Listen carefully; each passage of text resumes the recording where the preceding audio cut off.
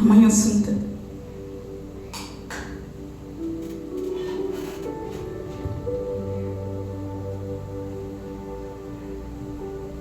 A Mãe Assunta,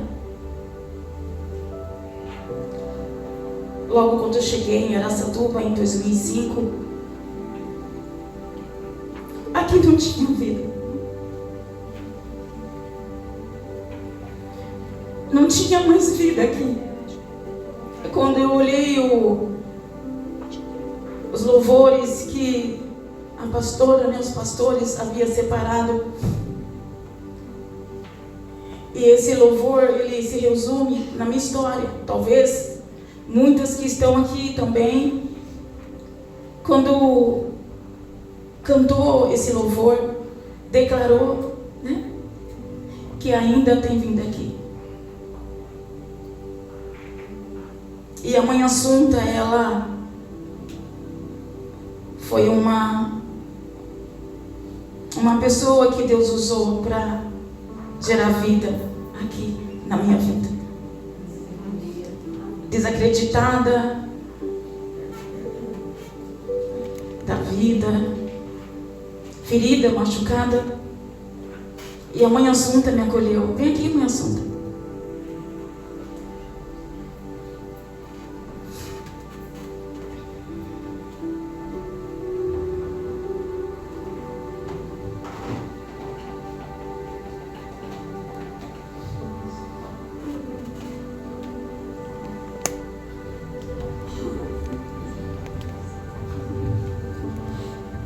Bem, amados, nossa, que emoção, sabe? Eu tenho acompanhado o ministério da pastora Eliana Vilela, que eu tive a honra de conhecê-la num momento difícil da vida dela, e ela formada psicóloga, Posso falar um pouquinho? Deixa eu falar, senão estamos muito emocionados, depois a gente falar um pouquinho para relaxar. Ela foi babada dos filhos do Afonso Toledo, e eles deram a faculdade para ela. E ela é formada, e eu a conheci assim lutando, ela não conseguia, ela dava plantão voluntário na delegacia. Então ela queria trabalhar, ela queria mostrar o potencial, porque lutou tanto para ter essa faculdade e não tinha espaço. E eu não tinha dinheiro. Eu tinha um trabalho, a casa samaritana, e eu não tinha nem como pagar o ordenado para ela. Aí eu falei, você quer trabalhar? Eu não posso te pagar. Mas eu, assim, te dou uma ajuda de custo, acho que era R$200. Era tão pouquinho, sabe? Que seria para ela pagar uma condução para ir lá, mas eu fazia questão de pegá-la, levá-la para ela não gastar aquele dinheiro. E olha, Deus foi abençoando a vida dela de uma tal forma, ela passava por um relacionamento abusivo, e Deus deu autoridade para ela. Quantas vezes conversamos, quantas vezes oramos, e Deus reverteu a história dela de uma forma maravilhosa. Hoje tem um esposo lindo, uns filhos que Deus deu o esposo junto com 2 filhos lindos, maravilhosos, que hoje já estão moços.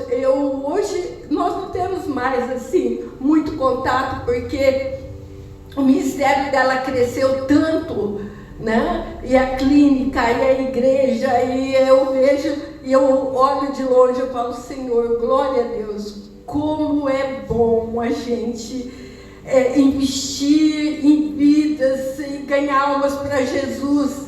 Então eu estou muito emocionada mesmo, de estar aqui. Eu falo para você que eu tenho assim, não é um orgulho de vaidade, é um orgulho santo da tua vida, tá bom, querida? Amém.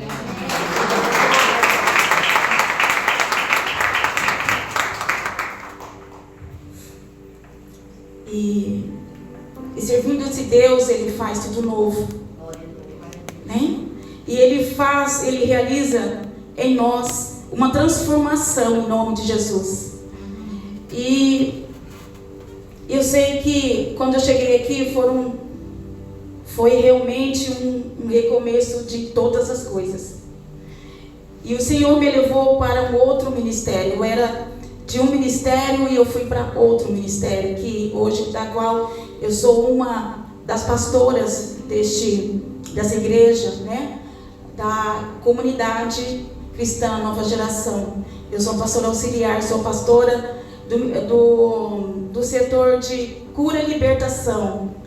E esse chamado para minha vida, eu sempre soube, porque o Senhor falava comigo. Ele falava: filha, se prepara, porque o seu ministério vai ser para curar pessoas, vai ser para libertar pessoas. Assim como eu venho fazendo na tua vida, eu venho te curando, eu venho te libertando, eu venho te restaurando, você vai ser usada para declarar, para amar pessoas, para cuidar de pessoas. Então é por isso que eu estou aqui nessa noite, nesta tarde. E a minha profissão, que eu creio que também foi o Senhor, pastora, e mãe Assunta, ela sempre soube disso, que foi o Senhor que me escolheu para essa profissão, porque Ele sabia que dentro do consultório eu iria ser muito ousada, né? Porque dentro do consultório, naquela sala, muitas vezes ali nós temos um culto, porque as pessoas chegam ali, homens, mulheres, crianças, família, casais, chegam de que forma? Cansados, destruídos, sobrecarregados, sem esperança alguma. E muitas vezes aquelas pessoas, elas não estão precisando de tomar um Rivotril, um ansiolítico. Claro que muitos que chegam, sim, precisam sim de um médico, de um neurologista, de um psiquiatra. Mas a grande maioria, eu tenho certeza do que eu estou falando. O quadro, o diagnóstico é depressão. É crise de ansiedade. E é claro que eu sou muito esperta, né? Filha do Senhor. Logo no primeiro contato eu já pergunto, com muito cuidado, qual é a sua religião? Que religião você professa? E aí eles, ou elas falam: sou católica, sou cristã, eu sou, né, da igreja X, Y, eu sou ateu. Ok. Então quando eles chegam no consultório, já está tudo pronto para recebê-los. Chuvas de oração sobre a vida deles. E aqueles que chegam, que se perderam pelo meio do caminho, a minha oração é para que o Senhor venha trazer de volta. E o tema do culto dessa tarde, me fala dessa noite, é de volta para casa. Quem aqui é de outro ministério? Ou todas são daqui dessa casa? Todas são daqui? Não. Vocês são de outros ministérios? Ok, entendi. E as outras? Daqui. Quem é de fora? Tem mais gente. Sejam bem-vindas em nome de Jesus, né? Palmas para elas. Para os visitantes. Apesar que tem umas que visitam, mas moram mais aqui do que na própria igreja, né? Que eu vejo no Facebook, né? Umas carinhas aqui. Amém, queridas? Então iniciamos o nosso encontro dessa tarde. Assim como eu disse no início, o Senhor tem feito maravilhas na minha vida. O Senhor realmente me tirou de trás da malhada e me colocou aqui, neste lugar. Eu lembro que, eu já vou iniciar a palavra, mas eu lembro que quando eu cheguei em Araçatuba, desempregada, eu fui trabalhar de faxineira. E eu falava assim: oh, Deus, o Senhor está brincando comigo. O Senhor me tirou daqui, porque essa era a minha função antes de ir embora, né, para São Paulo. E era uma das coisas assim que eu mais orava. Eu falava assim: Deus, eu não quero trabalhar de faxineira. Não estou, pelo amor de Deus, queridas, desmerecendo. Não era isso. Porque quando eu iniciei, eu era uma menina. Eu queria brincar.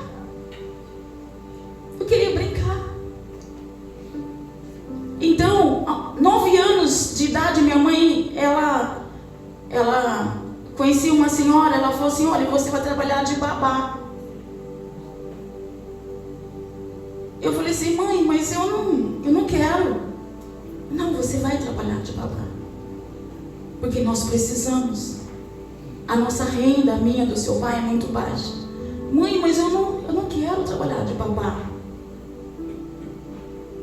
Eu quero trabalhar de outra coisa, mãe. Olha, eu quero trabalhar no escritório, eu quero trabalhar de vendedora, eu quero trabalhar vendendo alguma coisa, ser professora. Mas de babá não, mãe. E ela fechou, né, com uma pessoa lá na época, e eu fui trabalhar de babá. Fiquei, acho que talvez uns 2 meses, mas eu ia chorando, porque ela tinha uma deficiência física. Ela tinha 9 anos,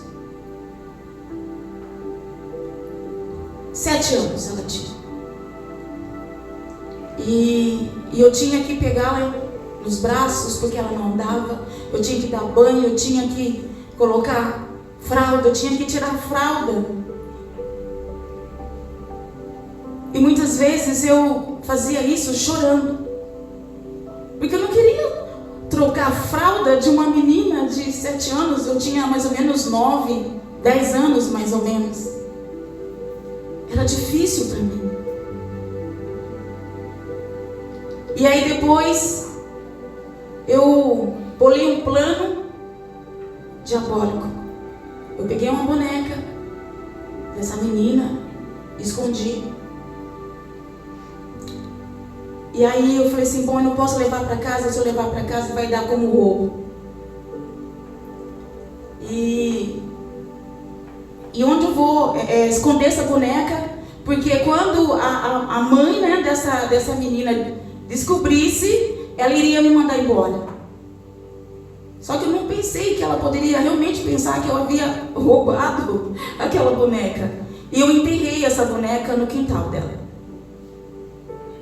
Aí passou acho que 2 dias mais ou menos. Ela falou: cadê a boneca da minha filha? Eu não sei. Não, você roubou. Eu, não roubei. Você roubou. Vou chamar a sua mãe. Minha mãe veio no outro dia. Olha, dona Wanda, sua filha, ela roubou a boneca da minha filha.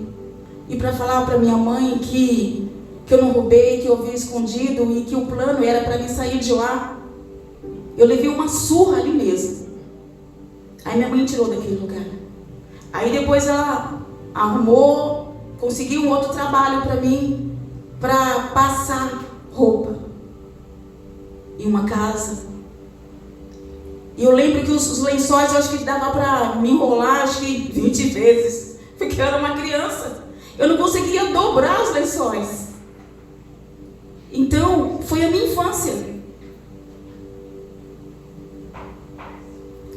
E por isso, quando eu retornei, também trabalhei de faxineira. Por vários, assim, momentos, né? Porque eu não ficava, eu sempre tinha um plano para não ficar naquele lugar. Então, quando eu retornei para Araçatuba em 2005, e aí eu não conseguia nada. Foi quando eu conheci a Mãe Assunta através de uma irmã que eu a conhecia. E aí ela me ajudava com R$250. E aí eu falava assim, Deus, é muito pouco, porque eu tenho que pagar, né? Eu havia comprado um apartamento, que é uma outra história, em outro momento eu posso estar falando também, que foi assim um presente de Deus para a minha vida. Através de uma oferta que era tudo que eu tinha naquele dia, era R$20. R$20. Que foi uma oferta que alguns pastores do outro ministério, eles haviam realizado naquele dia. E as ofertas, elas iniciaram com R$50 mil. E eu fazia parte daquela, né, como dizer assim, né, daquele grupo dos R$20. Falei, Senhor, ele falou assim, tudo que você tiver, você vai trazer. Eu falei, Senhor, eu tenho, tudo que eu tenho é R$20. E eu entreguei aqueles R$20. E passado um tempo, após a minha separação, eu precisava de uma quantia para dar uma entrada no apartamento. E a Mãe Assunta me presenteou. Ela não sabia disso. E ela me presenteou com R$2 mil. E era o que eu precisava naquele momento. Esse é o nosso Deus. Amém? Como Ele cuida de nós. Amém? Então, e aí quando eu cheguei em Araçatuba, eu falei assim, Senhor, eu não quero. Senhor, olha, vou falar contigo. Eu me formei, sou psicóloga, e eu não vou trabalhar de doméstica, não vou trabalhar de faxineira, eu não vou, Senhor. O Senhor me ama, Senhor. Mas o Senhor, Ele queria me tratar em algumas coisas. E eu fui trabalhar de faxineira durante alguns meses.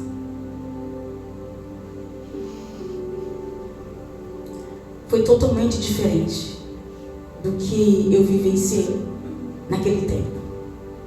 Ali Deus começou a me curar, a me libertar.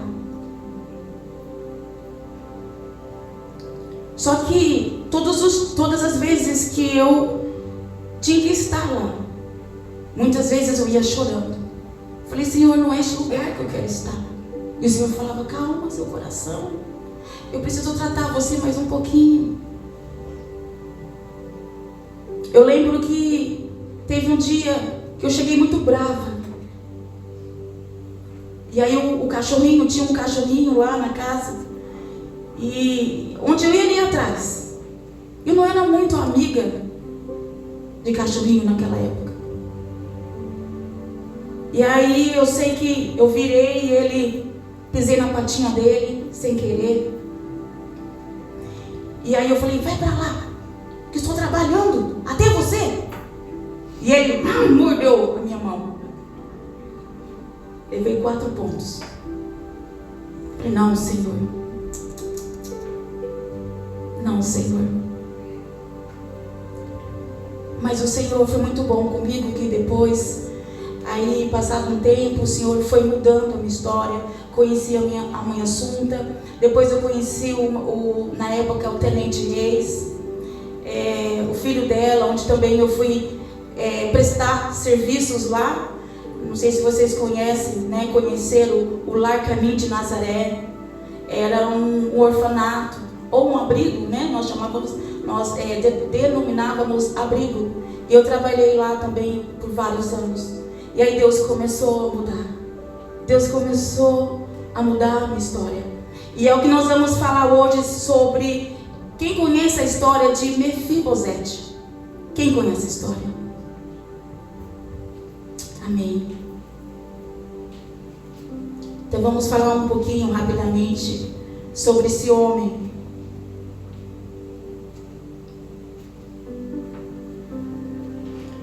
abrir lá no 2 Samuel, capítulo 9.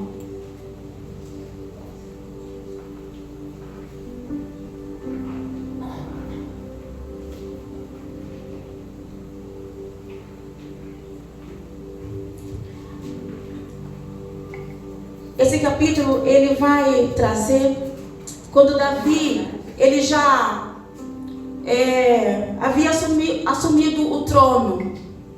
Davi, neste momento, ele se tornou rei de Israel. E como que Davi, na época em que ele andava com Jonatas, Davi, ele ficou durante muito tempo servindo o rei Saul. E nessa época, Davi, ele havia prometido para Jonatas, pai de Mefibosete, que ele iria cuidar daqueles que faziam parte da família de Jonatas. E com Saul também.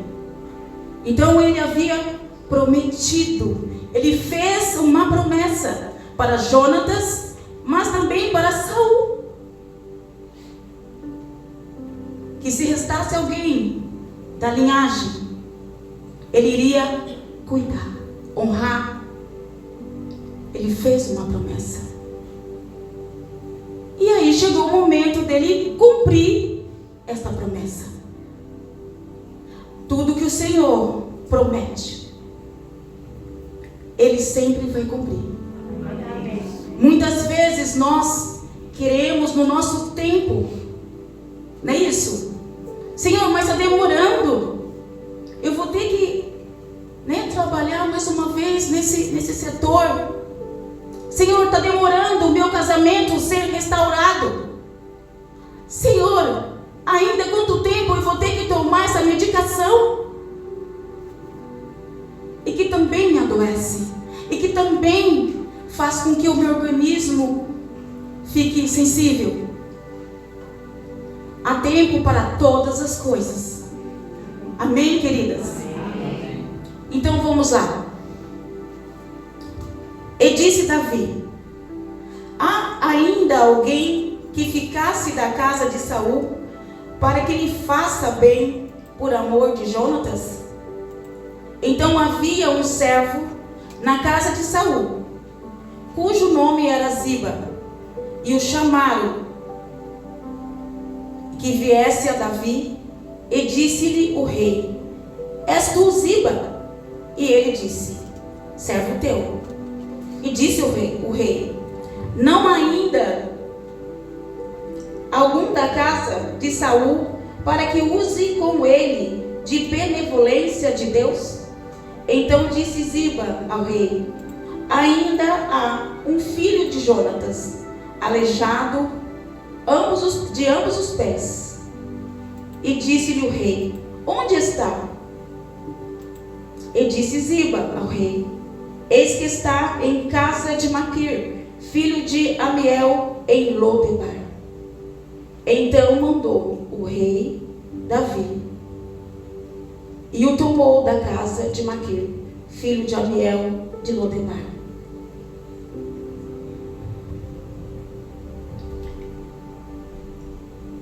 Lodebar, o significado em hebraico significa miséria. Miséria significa sem esperança. Significa um lugar de sofrimento, um lugar de desgraça, pobreza,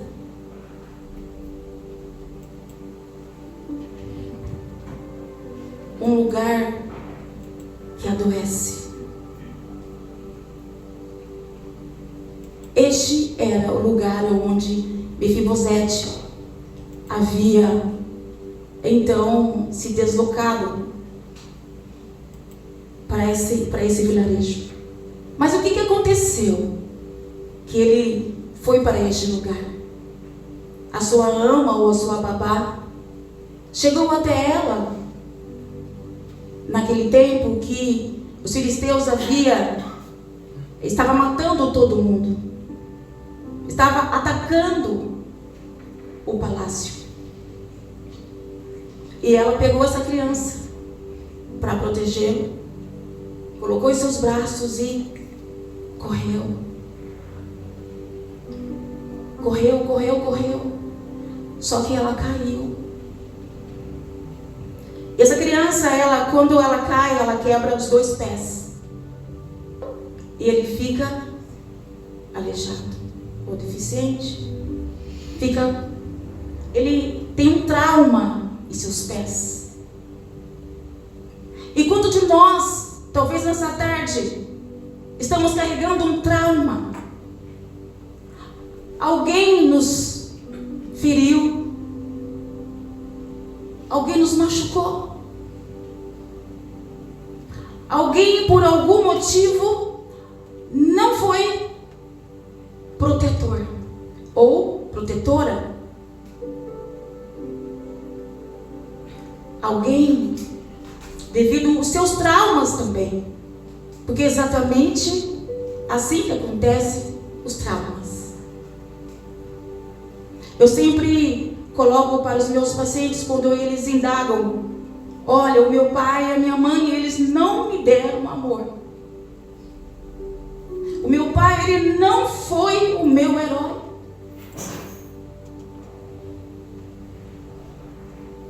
Eu apanhei muito do meu pai. Meu pai era alcoólatra. Ele chegava em casa todos os dias embriagado. Batia em minha mãe. Alguns de nós corríamos para chamar alguém próximo, mas os outros ficavam para tentar proteger a mãe.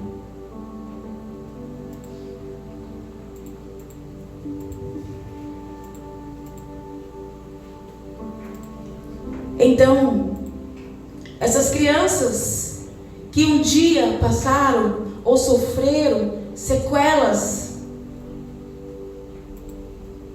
dessas vítimas, porque vítimas, pastora, elas fazem vítimas. Se teu pai foi espancado pelo teu avô, que experiência que ele tinha, que lembrança que ele tinha desse pai, quando ele se tornou pai e foi cuidar de você. Com certeza ele iria repetir. Ele iria fazer igual o pai dele fez com ele. Doutora, mas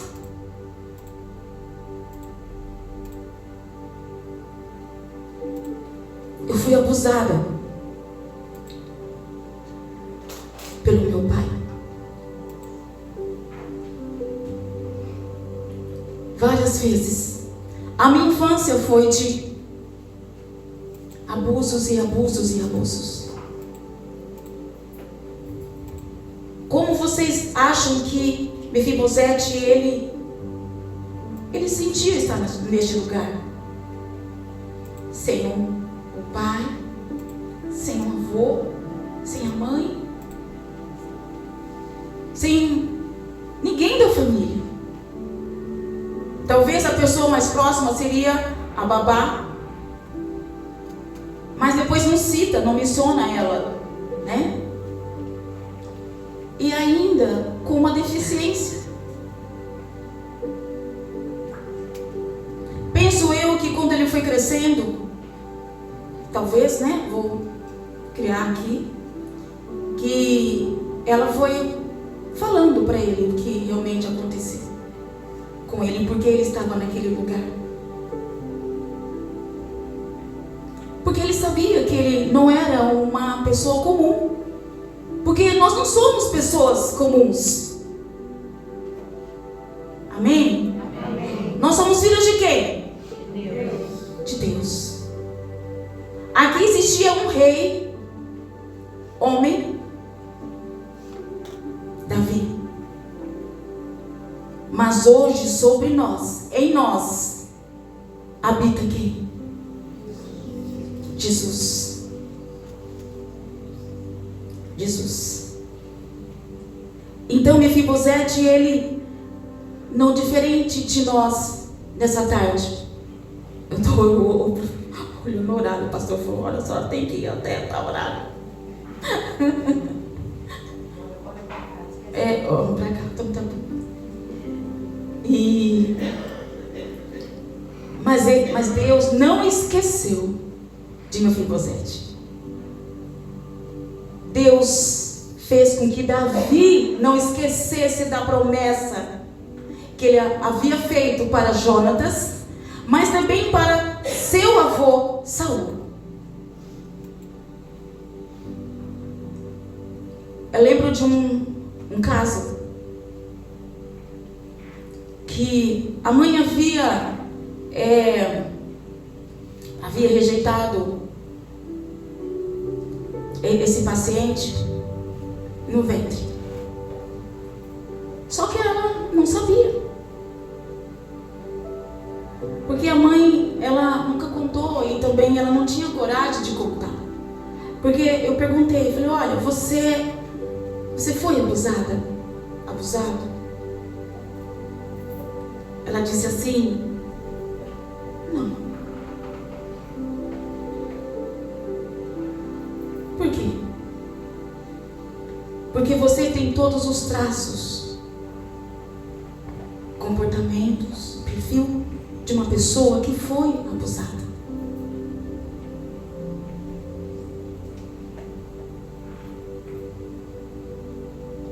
E aí seria muito bom se você investigasse. Mas eu não quero investigar. Não quero saber. Falei, olha, vamos fazer assim? Vamos orar? Se o Senhor falar para você que seria bom você saber, mas não é para condenar a tua mãe, não é para você apontar, acusar a tua mãe, mas para que você possa ser liberta, ser curada, para que você tenha uma vida plena, para que você possa ser livre das condenações de Satanás. Porque Satanás falava para ela a todo momento que ela não era uma boa esposa. Ela não deixava o esposo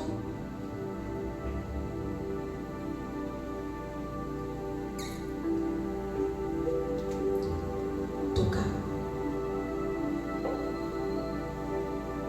Os momentos ali que o casal tinha de intimidade era debaixo de muitas dores. Ou quando não, estou com dor de cabeça, estou cansada.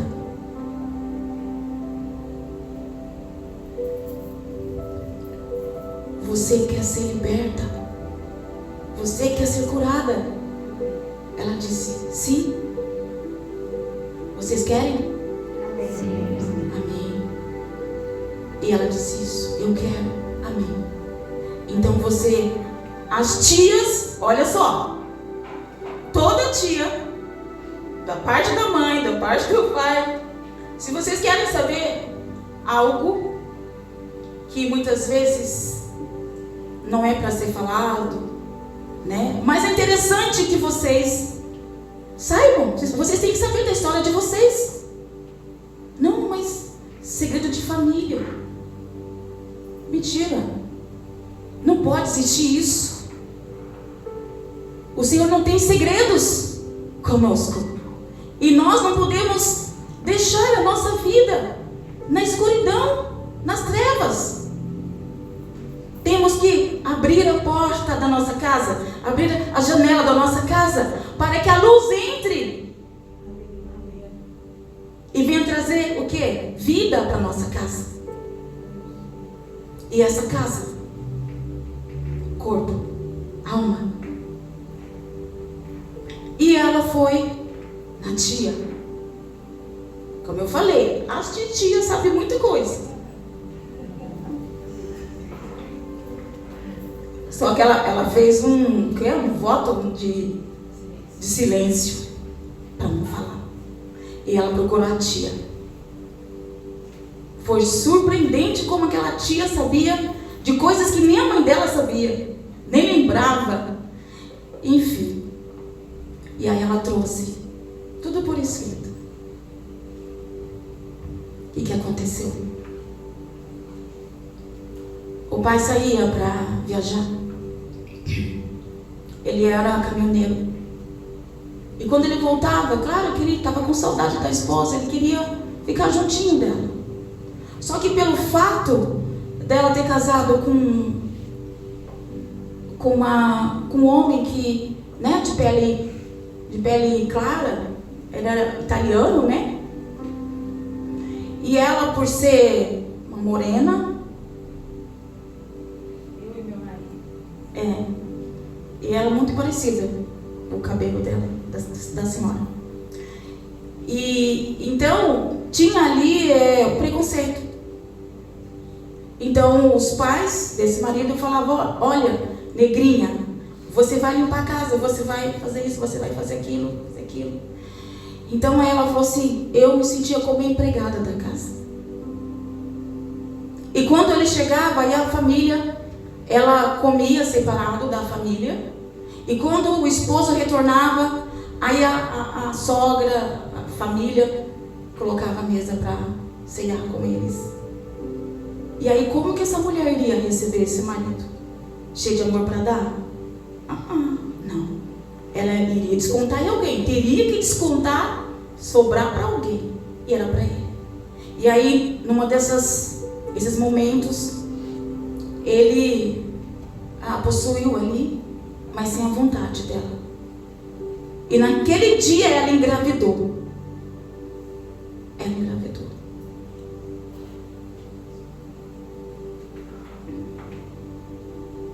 Ou seja, ela foi gerada num abuso. Então, mas eles não eram casados? Sim. Mas não era normal, comum? Sim. Desde que você consente. Se você não consente, como que é normal? Como que é comum? Não é. Não foi. Porque a mãe dela engravidou. E essa pessoa, ela, desde quando nasceu, ela sempre teve alguma situação, uma alergia, era uma situação, uma doença infantil que sempre aparecia, uma coceira, era o leite que ela era alérgica, e ela cresceu assim, né? E aí a tia falou, claro que ela contou para a tia.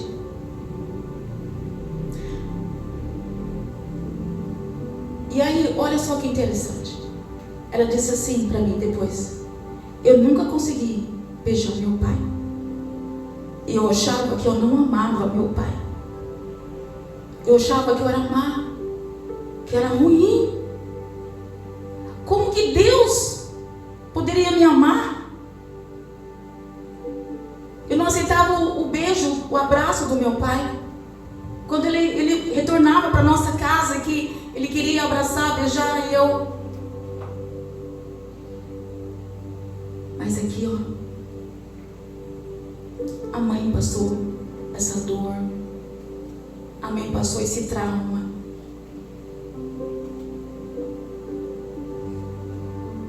E aí nós vamos ministrar cura.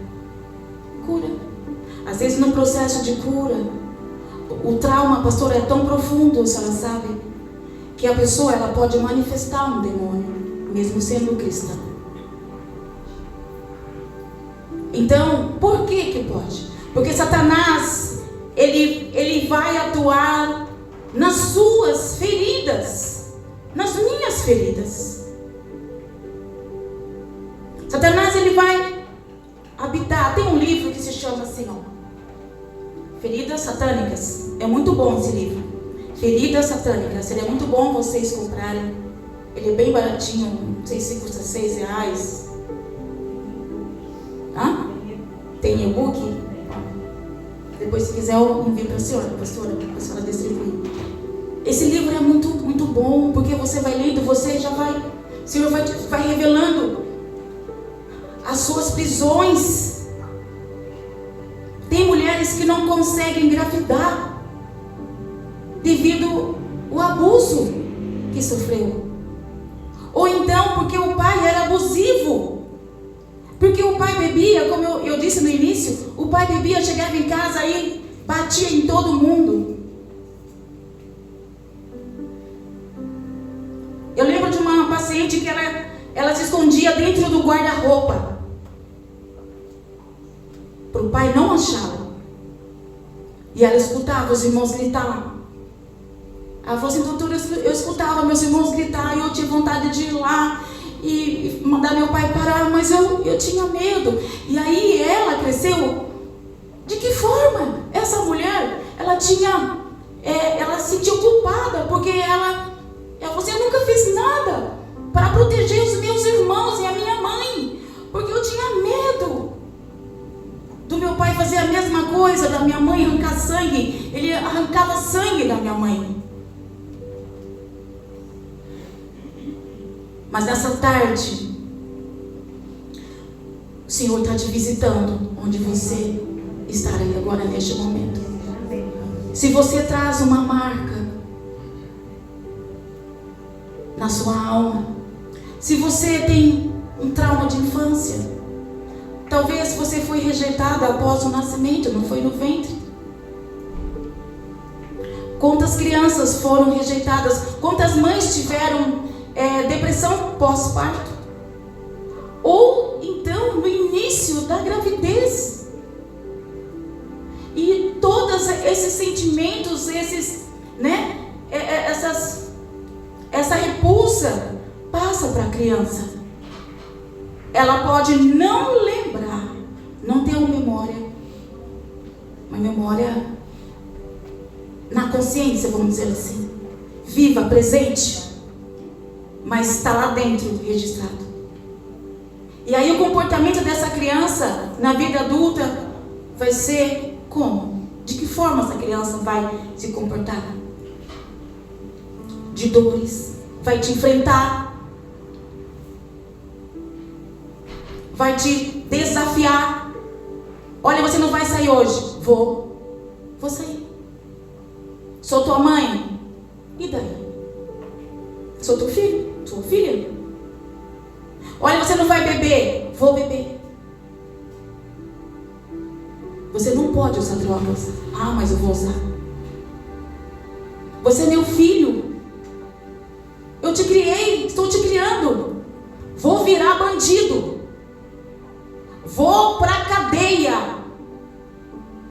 Vocês imaginam uma mãe ouvir de um filho que ele vai virar bandido, ou que ele vai para a cadeia, vai ser preso ou condenado, porque ele carrega uma dor que nem ele mesmo sabe o que aconteceu com ele. E uma das coisas que eu sempre falo para as mães, porque na terapia quem mais participa são as mães. Quem mais leva os filhos, né? São as mães. Os pais geralmente eles vão buscar. Graças a Deus que estão buscando, porque antes nem buscar eles não buscavam. Quem ia buscar eram os avós. Ia lá o vovô e a vovó buscar o netinho na terapia. E o pai? Não. Que também tem traumas. Para que eu vou buscar esse menino na terapia? Coloca esse menino lá, igual meu pai fazia comigo lá, para fazer massa de... Isso, Coloca esse menino lá para 3 dias lá com meu tio Zequinha, para ver se esse negócio aí que a doutora falou não vai sair dele. Eu nem tinha isso. Ele tem muitas coisas que ele não sabe. Só o fato dele falar isso, ele tem muitas coisas. Então hoje na terapia, hoje a família está indo. Eles chegam lá com o filho. Doutor, olha, minha filha, ela não me respeita. Olha, ela só falta me bater. Quantos anos ela tem? 3 anos e meio. 3 anos e meio? Doutora, nossa, a senhora não sabe. Tem que eu e meu filho e minha mãe.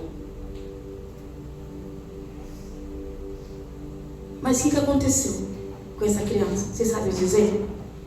Com essa criança de 3 anos? Hã? Não entendi. Rejeição pode ser também. Vamos lá. Quem mais gostaria de falar? Abuso.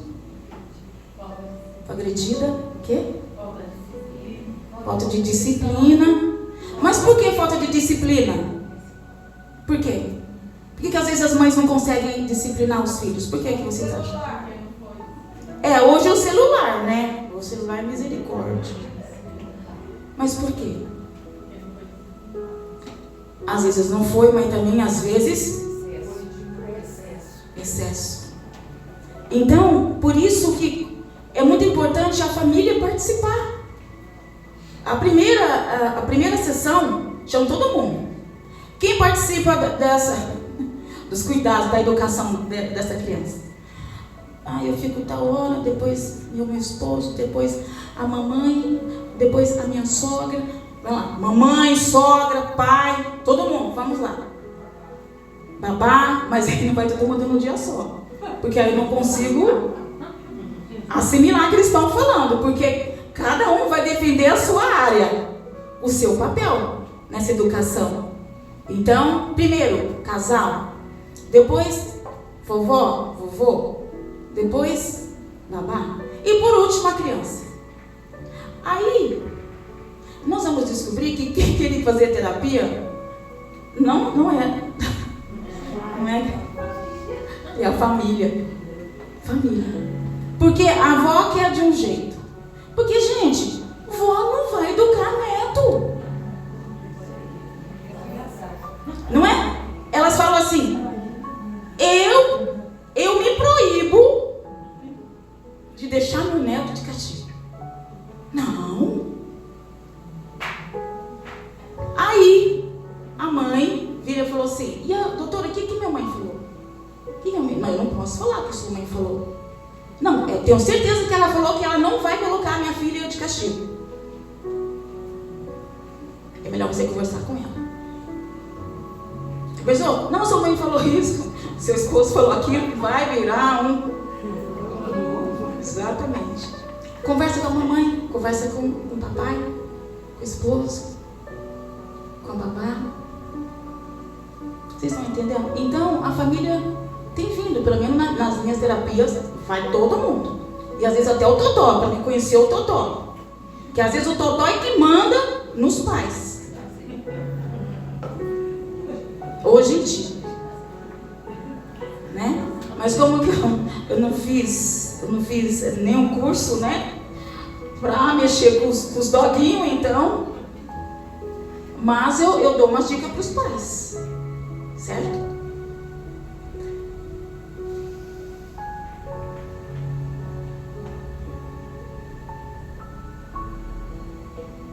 O Senhor está tocando em algumas pessoas específicas que estão aqui nessa tarde. Pessoas que foram dependentes emocionais. Pessoas que foram dependentes do pai ou da mãe e também do esposo. Eu aprendi debaixo de muito sofrimento que nós temos que depender completamente do Senhor.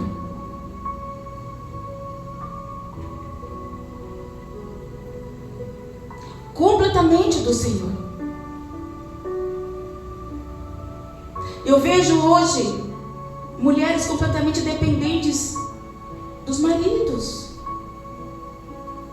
Nós não podemos depender emocionalmente deles, Porque se eles adoecem, nós adoecemos junto com eles. Porque quando ele adoecer, tiver uma situação, uma enfermidade, você tem que estar bem, você tem que estar cheia do Senhor para ajudar teu esposo. Então a sua dependência tem que vir do Senhor, porque se ele cair, você cai junto. E aí como que você vai cuidar da sua casa? Como você vai cuidar do seu marido? Eu já fui dependente emocional, mas hoje eu não sou mais. Meu esposo fica até meio, não é medo, mas ele fica com receio. Esperto. Fala, amor, olha, eu sou dependente do Senhor.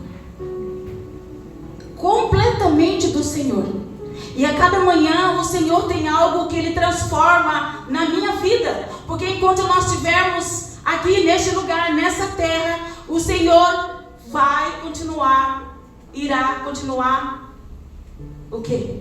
Nos curando, nos restaurando. Porque nem tudo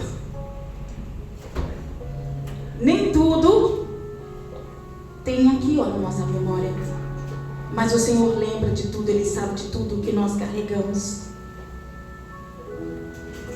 Não é verdade? E Mefibosete, ele foi levado até o rei Davi. E Davi colocou ele ali, naquela mesa enorme. Por quê? Porque era um palácio. E Mefibosete, ele sentou. E o rei disse assim, olha,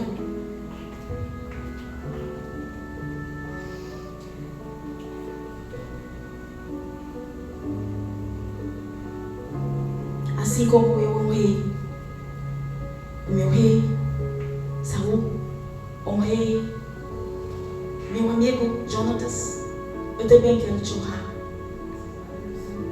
Em nome de Jesus.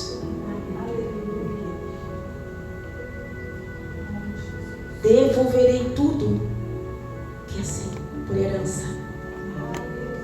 Você terá casa, sua família serão acolhidos. Você terá como se alimentar, se vestir. Não faltará nada para você e para tua família. Em nome de Jesus. Então o Senhor, nessa tarde,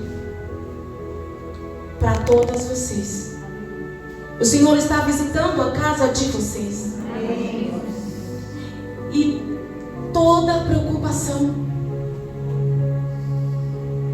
com as finanças, com as enfermidades da mamãe, do papai, do filho, ou até mesmo de você que está com depressão. O Senhor te visita neste momento em nome de Jesus. Porque assim como o rei Davi, ele honrou aquele homem, o Senhor nesta tarde está honrando vocês. O Senhor está tocando em vocês. Então feche os olhos agora. Coloca para o Senhor. Qual é a sua dificuldade? Do que você precisa? Quais são as feridas, os traumas que você ainda carrega? Que você, por falta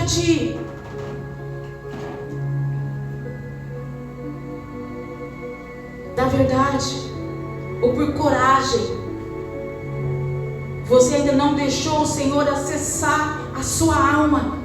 A sua alma, ela precisa estar liberta para você ser também usada pelo Senhor, assim como a mim, como a pastora dessa casa, assim como as irmãs aqui que tem ministério nessa casa. O Senhor quer usá-las para curar outras mulheres, para que você possa tocar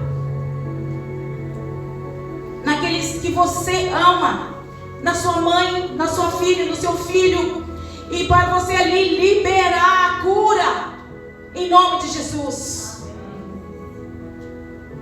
Em nome de Jesus. Vamos ficar de pé que eu vou orar com vocês. Já vamos encerrar.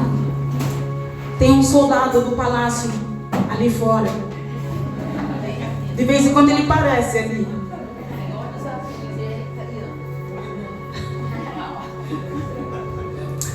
Escutou? Jesus. Põe a mão em seu coração. Você crê que o Senhor vai te curar? Agora. Em nome de Jesus. Pai amado, querido Deus. Senhor, nós cremos que o Senhor está aqui nessa tarde. Somente o Senhor pode sondar o coração das suas filhas nessa tarde. Somente o Senhor possa tocar no lugar onde foi ali ferido, onde houve escassez, onde ainda está habitando algumas misérias emocionais, onde ainda, Senhor, as suas servas, elas não conseguiram se entregar completamente a Ti. Mas eu peço ao Senhor, em nome de Jesus, vem com a tua unção neste momento. Vem com teu poder, Senhor, sobre cada vida que está aqui. Em nome de Jesus. Senhor, se tem alguém aqui, ó Deus,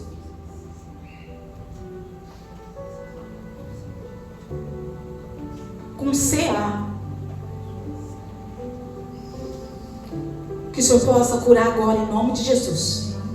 Todas as raízes. Senhor, toca nas raízes mais profundas da alma dessa tua serva.